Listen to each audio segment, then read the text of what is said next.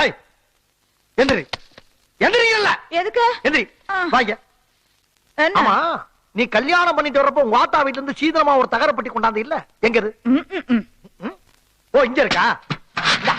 வைத்தல இனிமேல் ஒரு நிமிஷம் கூட நீங்க இருக்கக்கூடாது. கிளம்பு உங்க ஆத்தா வீட்டுக்கு. கிளம்பு கிளம்பு. எதுக்கு நான் எங்க ஆத்தா வீட்டுக்கு போறேன்?